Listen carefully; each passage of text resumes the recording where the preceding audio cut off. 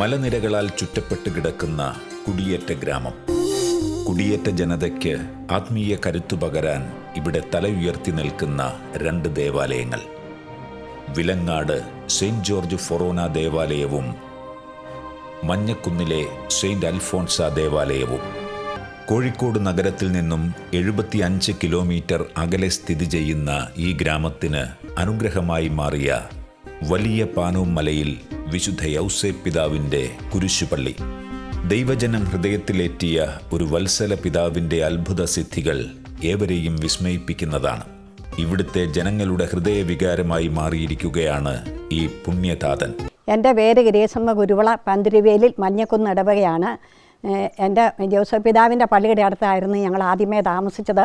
അവിടെ നിന്ന് ഈ ടൗണിലോട്ടായിട്ട് മാറിയതാണ്. 10 വർഷമായി ഇവിടെ, 15 വർഷമായി ഇവിടെ താമസിക്കാൻ തുടങ്ങിയിട്ട്. അവിടുന്ന് പെട്ടെന്ന് എൻ്റെ ഭർത്താവിന് ഒരു അറ്റാക്ക് ഉണ്ടായി. 1 മണിക്കൂർ നേരം പറമ്പിൽ ബോധം കെട്ട് കിടന്നു. അത് കഴിഞ്ഞ് തന്നെ വിളിച്ചു കഴിഞ്ഞപ്പോഴാണ് ഞങ്ങൾ അറിയുന്നത്. അവിടുന്ന് ഞങ്ങൾ പെട്ടെന്ന് ഓടിച്ചെന്ന് ആശുപത്രിയിൽ കൊണ്ടുപോയി. അത് കഴിഞ്ഞ് മദ്രാസിൽ കൊണ്ടുപോയപ്പം ബൈപ്പാസ് ചെയ്യണമെന്ന് പറഞ്ഞു. അന്നേരം ഞങ്ങൾ യൗസേപ്പ് പിതാവിന് ഒരു മാല പഴുതിട്ട് കൊടുക്കാമെന്ന് നേർച്ച നേർന്നു കഴിഞ്ഞ് ബൈപ്പാസ് ഒന്നും ചെയ്യേണ്ടി വന്നില്ല. മരുന്ന് കൊണ്ട് മാറി. ഇപ്പോൾ ഒരു ഞരമ്പിക്കൂടെ കൂടെ ഹൃദയത്തിലോട്ട് ആവശ്യമുള്ള രക്തം പമ്പ് ചെയ്യുന്നുണ്ട്.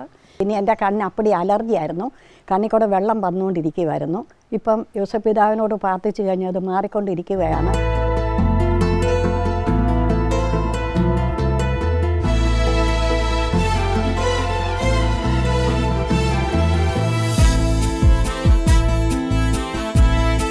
ഞാൻ ടെസ്സി കുഴുപ്പള്ളിൽ മഞ്ഞക്കുന്ന് ഇടവകാംഗമാണ്. വിശുദ്ധ യൗസേപ്പ് പിതാവിൻ്റെ മധ്യസ്ഥതയിലൂടെ ഞങ്ങളുടെ കുടുംബത്തിന് ഒരുപാട് അനുഗ്രഹങ്ങൾ ലഭിച്ചിട്ടുണ്ട്.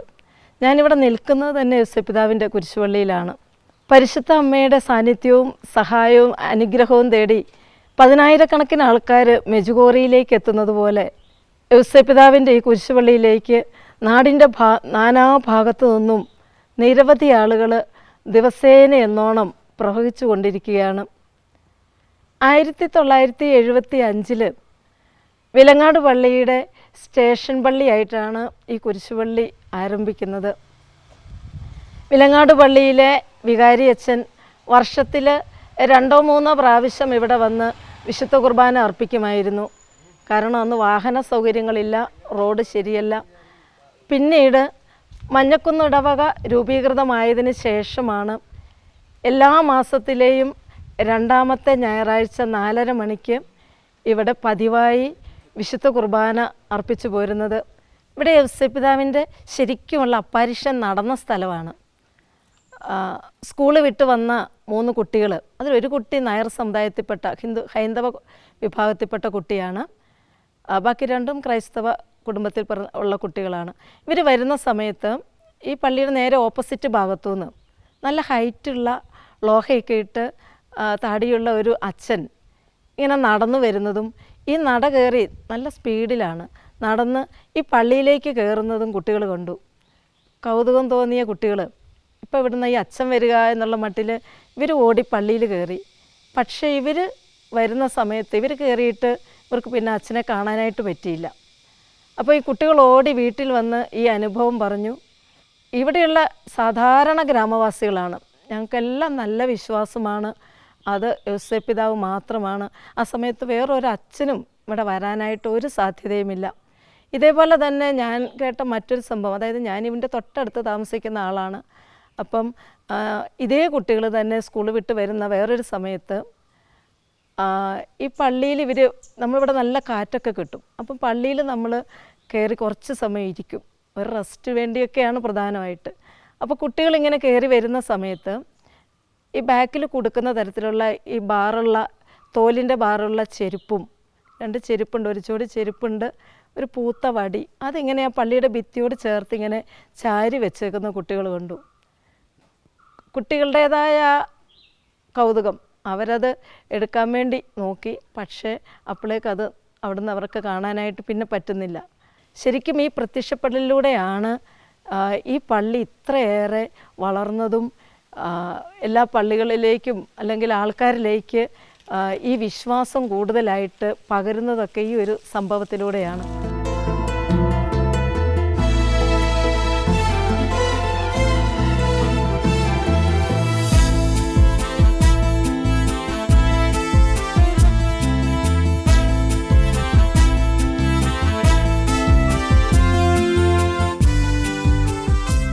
ഇനി എൻ്റെ വ്യക്തിപരമായ എൻ്റെ ജീവിതത്തിൽ ഉണ്ടായ ഒരു അനുഭവമാണ് ഞാൻ പങ്കുവെക്കുക. എൻ്റെ വിവാഹം കഴിഞ്ഞിട്ട് 4 വർഷമായിട്ട് ഞങ്ങൾക്ക് മക്കളില്ലായിരുന്നു. 2000 മാർച്ച് മാസം 21 തീയതിയാണെന്ന് തോന്നുന്നു ആ വർഷത്തെ തിരുനാൾ ഉണ്ടായിരുന്നത്. ആ സമയത്ത് ഞാൻ ഈ പള്ളിയിലിരുന്ന് യേശുപിതാവിനോട് പ്രാർത്ഥിച്ചു, എനിക്കൊരു കുഞ്ഞിനെ തരികയാണെങ്കിൽ അടുത്ത വർഷത്തെ തിരുനാൾ നടത്തിക്കോളാം, കുട്ടിയെ കൊണ്ടുവന്ന് ഈ പള്ളിയിൽ മാമോദീസയെ മുക്കിക്കോളാം എന്ന് നേർച്ച നേർന്നു.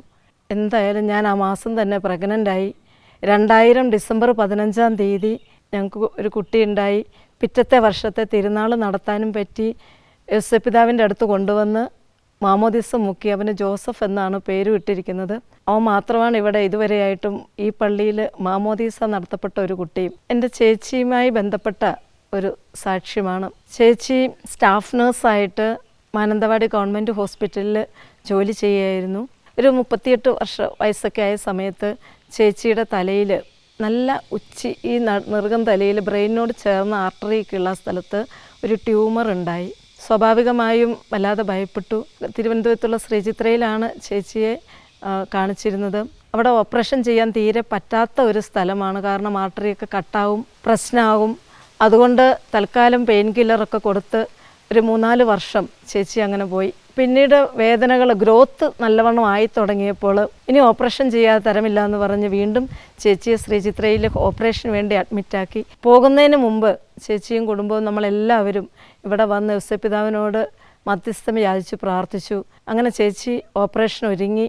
ആ ഡേറ്റായി കറക്റ്റ് ഓപ്പറേഷൻ്റെ ഡേറ്റായ ദിവസം ശ്രീചിത്രയിലെ ഫേമസായ ന്യൂറോ സർജൻ ഡോക്ടർ ഈശ്വർ തൻ്റെ കൊളീഗ്സുമായിട്ട് ഒന്നും കൂടെ ഡിസ്കസ് ചെയ്യട്ടെ. കാരണം തലയിൽ ഏറ്റവും മെയിനായ സ്ഥലത്താണ്, ബ്രെയിനോട് ടച്ച് ചെയ്തിട്ടാണ് ഇതുള്ളത്. അവസാനം ഡോക്ടർ തന്നെ പറഞ്ഞു, തൽക്കാലം പോകുന്നത് പോലെ വരെ പോകട്ടെ, ഓപ്പറേഷൻ ചെയ്യണ്ടെന്ന് പറഞ്ഞ് ചേച്ചി തിരിച്ചു വിടുകയാണ് ചെയ്തത്.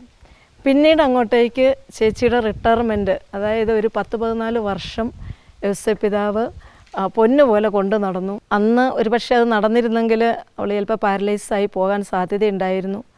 പിന്നീട് ഒരു 10-12 വർഷവും ആ ട്യൂമറും വെച്ച് ചേച്ചി നടന്നു. റിട്ടയറായി 56 വയസ്സിൽ റിട്ടയർ മെയ് മാസത്തിൽ ചെയ്തെങ്കിൽ ജൂൺ മാസം 10 തീയതിയാണ് ചേച്ചിയെ എന്തു വന്നാലും രക്ഷയില്ല. കണ്ണിനൊക്കെ കാഴ്ച കുറയാൻ തുടങ്ങി, ആകെ പ്രശ്നമായി.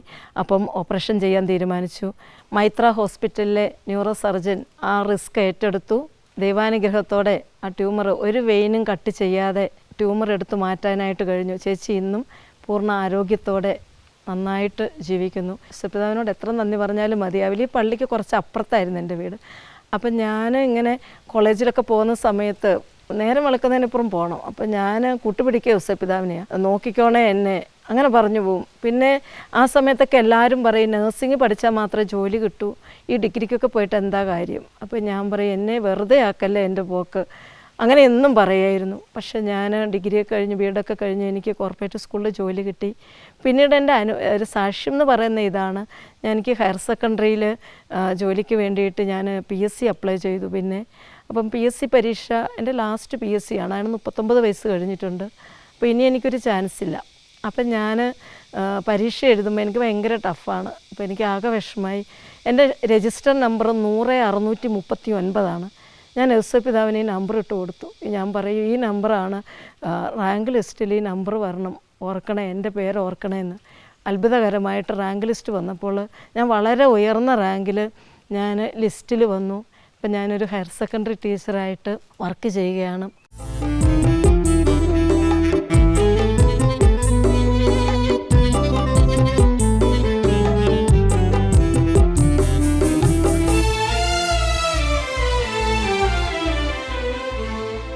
കോഴിക്കോട് ജില്ലയുടെ കിഴക്കേ അറ്റത്ത് വയനാട് ജില്ലയും കണ്ണൂർ ജില്ലയുമായി അതിർത്തി പങ്കിടുന്ന കൊച്ചു കുടിയേറ്റ ഗ്രാമമാണ് വിലങ്ങാട്.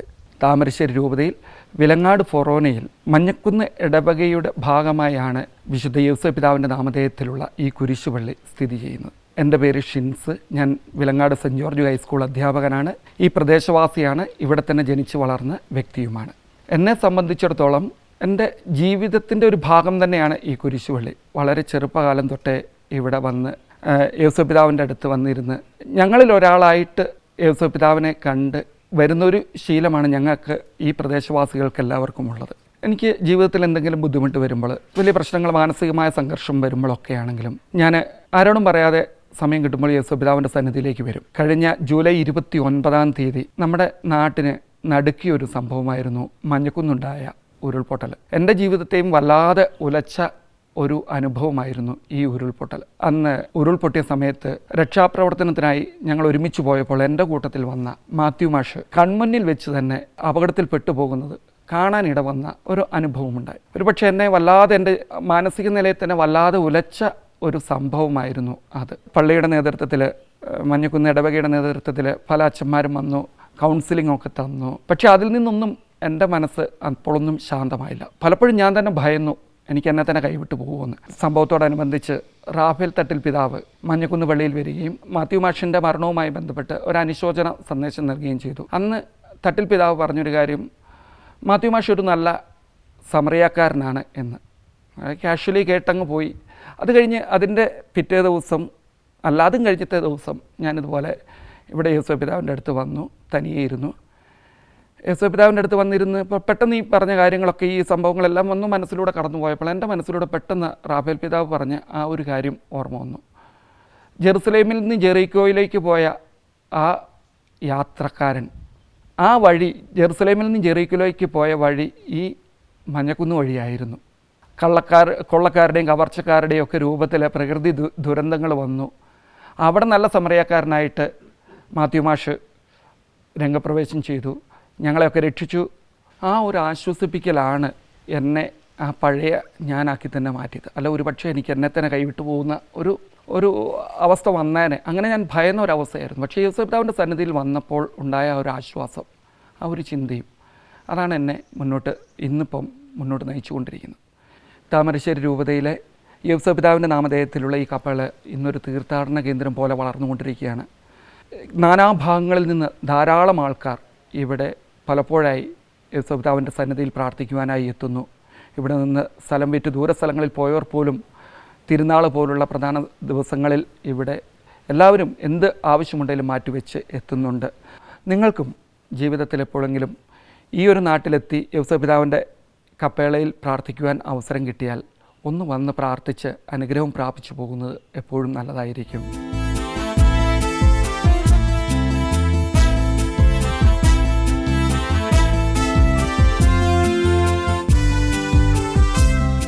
എൻ്റെ പേര് ജോർജ് കുട്ടി മണിമല. മഞ്ഞക്കുന്ന് സെൻറ്റ് അൽഫോൺസ ഇടവക അംഗമാണ്. വിലങ്ങാട് പള്ളി ആയിരുന്ന കാലത്ത്, മഞ്ഞക്കുന്ന് ഇടവക ഉണ്ടാകുന്നതിന് മുമ്പ് തന്നെ 1975 കാലഘട്ടത്തിലാണ് ഇവിടെ ഇങ്ങനെ ഒരു കുരിശുപള്ളി ഉണ്ടാകാൻ ഇടവന്നത്. ഏതാനും കുട്ടികൾക്ക് യേശുപിതാവിൻ്റെ പ്രത്യക്ഷപ്പെടൽ ഇവിടെ അനുഭവപ്പെടുകയും മുതിർന്നവരോടും ഇടവക്കാരോടും പറയുകയും അന്ന് വിലങ്ങാടുണ്ടായിരുന്ന വികാരിയച്ഛൻ മുൻകൈയെടുത്ത് ഇവിടെ യേശുപിതാവിൻ്റെ നാമത്തിൽ ഒരു കുരിശുപള്ളി സ്ഥാപിക്കുന്നതിന് വേണ്ടിയുള്ള നടപടികൾ ആരംഭിച്ചു. അതിനുശേഷം ഇന്ന് വരെ ധാരാളം അത്ഭുതങ്ങളും അടയാളങ്ങളും ഇവിടെ യേശുപിതാവിൻ്റെ മധ്യസ്ഥം വഴിയായിട്ട് ഇന്നും സംഭവിച്ചു കൊണ്ടിരിക്കുന്നു. ഇവിടെ തിരുനാൾ മാർച്ച് 19-നോടനുബന്ധിച്ച് യേശുപിതാവിൻ്റെ മരണത്തിരുനാളിനോടനുബന്ധിച്ചാണ് ഇവിടെ നടക്കുന്നത്. ധാരാളം ആൾക്കാർ വിലങ്ങാടോ മഞ്ഞക്കുന്നോ മറ്റ് സമീപ ഇടവകളിലുള്ള തിരുനാളിന് വരുന്നതിനേക്കാൾ അധികം ആൾക്കാർ ഈ തിരുനാളിന് കടന്നു വരാറുണ്ട്. ഒരു കാലത്ത് ഇവിടെയൊക്കെ ധാരാളം ആൾക്കാർ കുടിയേറ്റ കർഷകർ താമസിച്ചിരുന്നു. അതിനുശേഷം താഴ്വാരങ്ങളിലേക്കൊക്കെ അവർ ഭവനങ്ങളൊക്കെ പണിതും മറ്റു പ്രദേശങ്ങളിലേക്ക് സ്ഥലം വിറ്റുമൊക്കെ മാറിപ്പോയി. എങ്കിലും ഓരോ തിരുനാളിനും അവരെല്ലാം സ്വന്തം വീട്ടിലേക്ക്, തറവാട്ടിലേക്ക് വരുന്നത് പോലെ ഓരോ തിരുനാളിനും അവർ കടന്നു വരുന്നു. ഇത് വളരെ പ്രശാന്ത സുന്ദരമായൊരു സ്ഥലമാണ്. വളരെ ഏകാന്തതയും ദൈവസാന്നിധ്യ സ്മരണയും ഉണർത്തുന്ന ഒരു പ്രദേശമാണ്. ചുറ്റോട് ചുറ്റും വനങ്ങളും പാറക്കെട്ടുകളും പ്രകൃതി ഭംഗിയുള്ള ഒരു പ്രദേശമാണ്. അനുദിനം ധാരാളം ആൾക്കാർ നടന്നും വാഹനത്തിനൊക്കെ ആയിട്ട് ഇവിടെ വന്ന് പ്രാർത്ഥിച്ച് കടന്നു പോകാറുണ്ട്. അക്രൈസ്തവരായ ധാരാളം ആൾക്കാർ ഇവിടെ വന്ന് പ്രാർത്ഥിച്ച് അവരുടെ ജീവിതത്തിലെ വളരെ അനുഭവങ്ങൾ കിട്ടിയതായിട്ട് അവരിൽ നിന്ന് തന്നെ കേൾക്കുവാനായിട്ട് ഇടവന്നിട്ടുണ്ട്. മക്കളില്ലാത്തവരുടെ ജീവിതത്തിലെ നാളുകൾ യേശുപിതാവിൻ്റെ മാധ്യസ്ഥം വഴിയായിട്ട് മക്കളുണ്ടായ അനുഭവങ്ങൾ, കിണർ കുത്തി വെള്ളമില്ലാത്തവർ കിണർ കുത്തി വെള്ളം ലഭിച്ച് അവർ ആ വെള്ളവുമായിട്ട് ഈ ദേവാലയത്തിൽ വന്ന് ഇത് കഴുകി വൃത്തിയാക്കുന്ന അനുഭവങ്ങൾ, അതുപോലെ തന്നെ രോഗാവസ്ഥയിലായിരുന്ന അനേകർ അക്രൈസ്തവരും ക്രൈസ്തവരുമായിട്ടുള്ള അനേകർ അവരുടെ രോഗങ്ങളിൽ നിന്ന് ട്യൂമർ, ക്യാൻസർ, അതുപോലെ ഈ ലോകത്തിന് മുന്നിലെ അസാധ്യമായ പല സംഭവങ്ങളും ജോലി മേഖലകളിലെ സാമ്പത്തിക പ്രതിസന്ധികളിലെ ഒക്കെ ദൈവം ഇടപെട്ട അനുഭവങ്ങൾ അനേകർ പങ്കുവയ്ക്കുന്നത് കേൾക്കാനിട വന്നിട്ടുണ്ട്. ഇപ്പോൾ വെള്ളിവാനം കുരിശുപള്ളിയുടെ മുറ്റത്ത് വരെ കോൺക്രീറ്റ് റോഡ് ജില്ലാ പഞ്ചായത്ത് വകയെ നമുക്ക് ലഭിച്ചിട്ടുണ്ട്. അതൊക്കെ ഉണ്ടാകുന്ന കാലത്തിന് മുമ്പ് 2000-ലെ തിരുനാളിനോടനുബന്ധിച്ച് ഒരു 3-3:30 സമയം പെരുന്നാൾ 4:30 കൊടിയേറ്റും മറ്റുമൊക്കെ നടക്കേണ്ടതാണ്. അതിഭയങ്കരമായ കാറ്റും മഴയും ഉണ്ടാകുകയും ജനങ്ങൾക്ക് അവിടെ എത്തിപ്പെടാനായിട്ട് ബുദ്ധിമുട്ടുന്നൊരവസ്ഥ, പള്ളിമുറ്റത്തിട്ടിരുന്ന കസാരകളൊക്കെ പറപ്പിച്ച് റോഡിലും ദൂരെ വലിച്ചെറിയപ്പെടുന്ന ഒരവസ്ഥ. 4:30 പ്രദക്ഷിണം പോകേണ്ടതാണ്. 1 കിലോമീറ്റർ അകലെയുള്ള സ്ഥലത്തേക്ക് പ്രദക്ഷിണം പോകണം. പ്രദക്ഷിണം പോയി തിരിച്ചു വന്ന് ഈ വിജന സ്ഥലത്ത് നിന്ന് ആൾക്കാർക്ക് എല്ലാ കാര്യങ്ങളും കഴിഞ്ഞ് തിരിച്ചു പോകേണ്ടതാണ്. എങ്ങനെ ഇത് നടക്കും? തിരുനാൾ അലങ്കോലപ്പെട്ടൊരവസ്ഥ വന്നു. ആ സമയത്ത് അന്നത്തെ വികാരിയച്ഛനടക്കം ജനങ്ങൾ ഒന്നു ചേർന്ന് പ്രാർത്ഥിച്ചു. ഏതാനും മിനിറ്റുകൾക്ക് ശേഷം മഴ പെട്ടെന്ന് അപ്രത്യക്ഷമാകുകയും പ്രകൃതി ശാന്തമാകുകയും അതിഭയാനകമായ കാറ്റും മഴയും എല്ലാം അപ്രത്യക്ഷമായിക്കൊണ്ട് ആകാശത്തിലെ 2 സ്ഥലത്ത് വളരെ വ്യക്തമായിട്ട് മഴവില്ല് പ്രത്യക്ഷപ്പെടുകയും ആ ദൈവിക അനുഗ്രഹത്താൽ യോസേപ്പ് പിതാവിൻ്റെ സഹായത്താൽ പിന്നീടുള്ള പ്രദക്ഷിണവും തിരുനാൾ കാര്യങ്ങളൊക്കെ മനോഹരമായിട്ട് നടക്കാനായിട്ട് ഇടവന്നു. 2000-ഓളം ആൾക്കാർ കഴിഞ്ഞ വർഷത്തെ പെരുന്നാളിനുണ്ടായിരുന്നു. ഊട്ടുനേർച്ചയുണ്ട്. ദൈവത്തിന് ഇനിയും മഹത്വമുണ്ടാകട്ടെ. യോസേപ്പ് പിതാവിൻ്റെ നാമം കൂടുതൽ ലോകത്ത് അറിയപ്പെടാനും പ്രഘോഷിക്കപ്പെടുവാനും ബഹുമാനിക്കപ്പെടുവാനും ഈ വലിയ പാനം കുരിശുപള്ളി ഇടയാകട്ടെ എന്ന് പ്രാർത്ഥിക്കുന്നു.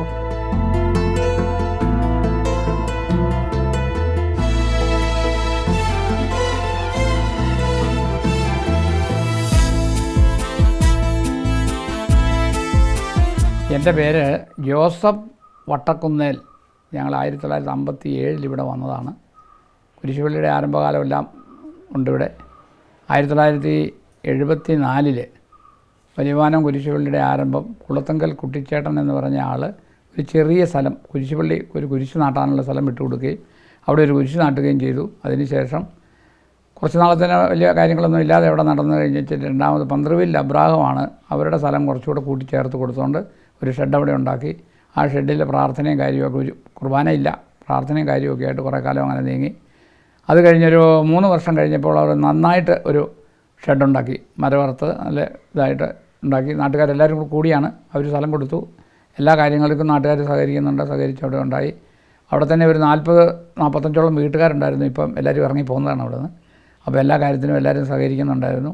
ഈ പന്ത്രവിൽക്കാരാണ് കാലാകാലങ്ങളിൽ അതിൻ്റെ ആ കുരിശുപള്ളിയുടെ എല്ലാ പണികളും മുന്നോട്ട് നീക്കുകയും ഇപ്പോഴും അവർ പല പ്രാവശ്യമായിട്ട് ചേട്ടാനിമാർ സ്ഥലം വിട്ടുകൊടുത്ത് ആ പണികളെല്ലാം നടത്തി എല്ലാവരും സഹകരിക്കുന്നുണ്ട്.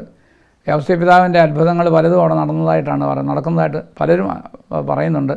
അവിടെ ഒരു JCB വന്നിട്ട് ഒരിക്കൽ അപ്പുറത്തോട്ട് കടന്നു പോകാൻ ഒരുങ്ങിയിട്ട് ആ JCB അവിടെ നിന്നുപോയി.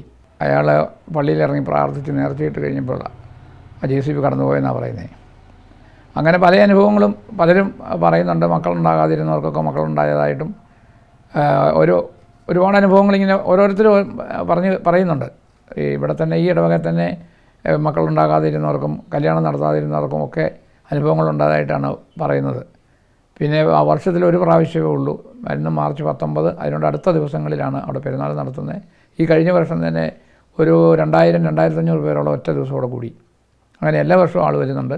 ഇപ്പം എൻ്റെ അറിവിലിരിക്കുന്നത് ഒരു 6 വർഷത്തേനോട് മുന്നോട്ട് പെരുന്നാളിന് അവിടെ ആൾ ബുക്ക് ചെയ്തിട്ടിരിക്കുക. ഇപ്പോൾ നല്ല ആൾക്കാരുമാണ്, നല്ല സഹകരണം, നല്ല വിശ്വാസമാണ് എല്ലാവർക്കും. കാരണം എല്ലാ കാര്യങ്ങളും പ്രാർത്ഥന കൊണ്ട് സാധിക്കുന്നുണ്ടെന്നാണ് അവർ പറയുന്നത്. അതിൻ്റെ വെളിച്ചത്തിലാണല്ലോ ഈ റോഡ് പോലും കണ്ടില്ലേ റെഡിയായത്. ആ റോഡ് ഒക്കെ തന്നെ കാലാകാലങ്ങളിലുള്ള പ്രാർത്ഥനയും കാര്യം കൂടെയാണ് റോഡ് അങ്ങ് വരെ ഇപ്പോൾ റെഡിയായിട്ടുണ്ട്. വണ്ടിക്കൊന്നും ഒരു തടസ്സവുമില്ല. എല്ലാവരും എല്ലാ സഹായങ്ങളും അവിടെ ചെയ്യുന്നുണ്ട്.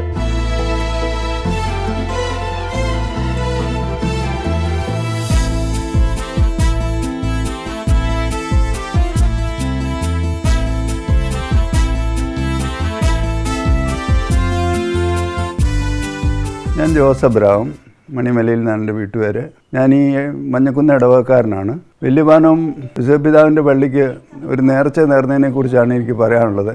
2019 എൻ്റെ വീട് പണി തുടങ്ങി. പക്ഷേ അതിന് പല കാരണങ്ങൾ മൂലം എൻജിനീയർ വന്നിട്ട് പറഞ്ഞു ഇവിടെ ശരിയാകുകയില്ല, എങ്ങനെയാണെന്ന്. ഒരു 4 സ്ഥാനക്കാർ, ആശാരിയും 2 എൻജിനീയറും എല്ലാം വന്നു. എന്നിട്ട് അവർ പറഞ്ഞു അത് ശരിയാകുകയില്ല, ഇപ്പം വെച്ചിരിക്കുന്നതിന് മാറ്റം വരുത്തണം, അങ്ങനെ വേണോ ഇങ്ങനെ വേണോ എന്നൊക്കെ പറഞ്ഞു. ഈ പണി അങ്ങോട്ട് തുടരാൻ പറ്റുന്നില്ല, നീങ്ങുന്നില്ല. സാധനങ്ങൾ ഇറക്കി നീക്കം വലിച്ചിട്ടു. അങ്ങനെ യോസേപ്പ് പിതാവിൻ്റെ നാമത്തിൽ ഉള്ള എൻ്റെ തൊട്ടടുത്ത ഇടവകയിലുള്ള കുരിശു പള്ളിയിൽ ഞാൻ ഒരു നേർച്ച നടന്നു. ആ നേർച്ച കുറേ കസേര, ഞാനവിടെ ചെല്ലുമ്പോൾ ആ പള്ളിയിൽ ഇരിക്കാൻ ആ കൂടെ 4-5 കസേരയേ ഉള്ളൂ. ബാക്കിയൊന്നും ചെല്ലുന്ന മനുഷ്യർക്കൊന്നും തൽക്കാലം വിശ്രമിക്കാൻ പോലും ഒരു സൗകര്യമില്ല.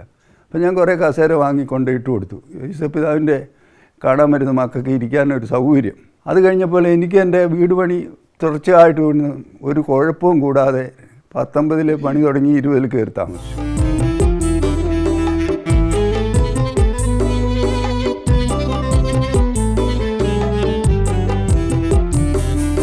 എൻ്റെ പേര് മാത്തുക്കുട്ടി, പന്തിരുവയിലെ വിലങ്ങാട്.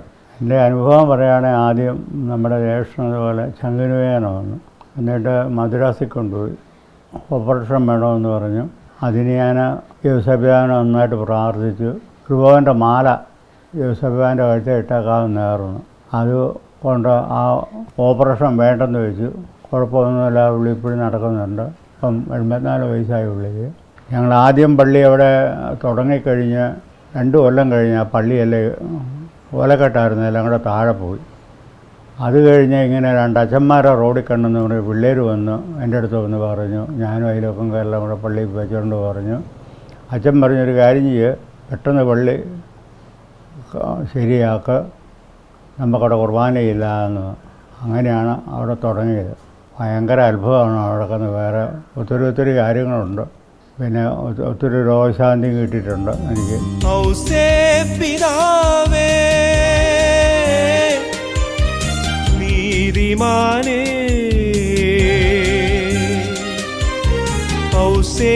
പിതാവേ ഭാഗ്യവാനേ,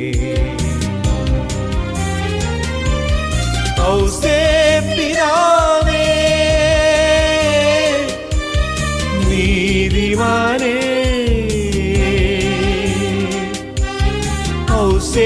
പിതാവേ ഭാഗ്യവാനേ. വചനം പേറിയ തോണിയേ, കൊടുങ്കാറ്റിലും തിരയിലും തകരാതെ കരുതലോടെ കരയ്ക്കണച്ച കർമ്മധീരനാം സൽപിതാവേ. വചനം പേറിയ തോണിയേ, കൊടുങ്കാറ്റിലും തിരയിലും തകരാതെ കരുതലോടെ കരയ്ക്കണച്ച കർമ്മധീരനാം സൽപിതാവേ.